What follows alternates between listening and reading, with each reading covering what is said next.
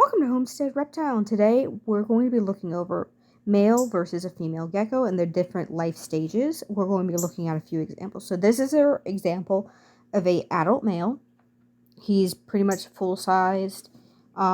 He's a few years of age. I don't think he's actually getting any bigger than this. That bulge under his tail is the hemipenal bulge.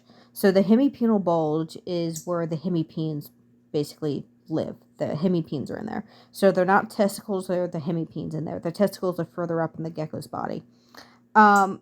This right here you see on the leg where I'm pointing to, those are pores. So waxy pores, and they have a small spot in the center of these pores. So that is also a sign of a male. You will normally see this sign before you see the hemipenes develop as your gecko ages. So that are all signs that you have a male. Now we're going to be looking at our female example. So this beautiful little lady right here is a subadult. So you can see at this stage, she's about 30 grams. She is likely going to stay a female at this age.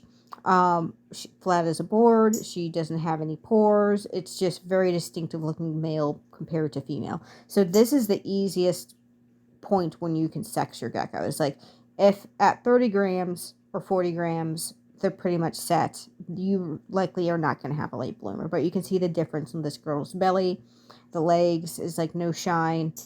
Clearly a female. So this is our subadult female example. Now we're going to be looking at some much younger geckos. So this little one right here is, I believe, 12 or 13 grams. So far, this one looks like a female. So there is no hemipenal bulge has developed. And those can develop around, I've seen them develop as young as like 9 grams. But she has, another good sign is she has no waxy pores. So far, I'm leaning towards this one being a female. So their counterpart is this lovely little lad on the log that we're going to show you in a second. So again, this is likely a female, but could change if this one gains another 10 grams, could be a late bloomer and develop hemipenes and pores. You never know.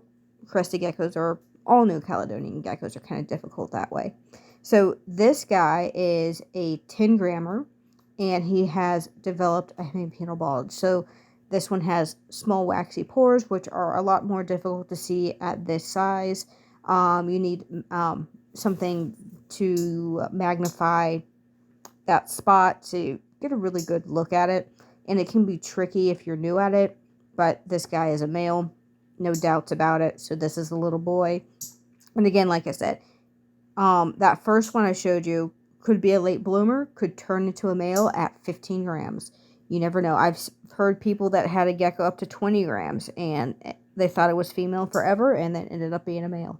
You never know. Normally you're pretty safe at 30 grams. Normally you're pretty safe at 20, but weird things happen. It could just be a super late bloomer. The hardest geckos to tell what the sex are geckos around the 4 to 5 grams.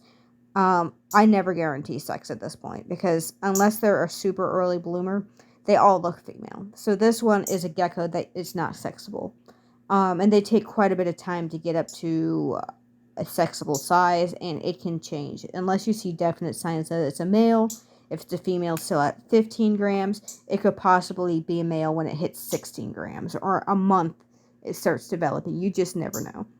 If this was interesting to you, like and subscribe and leave a comment.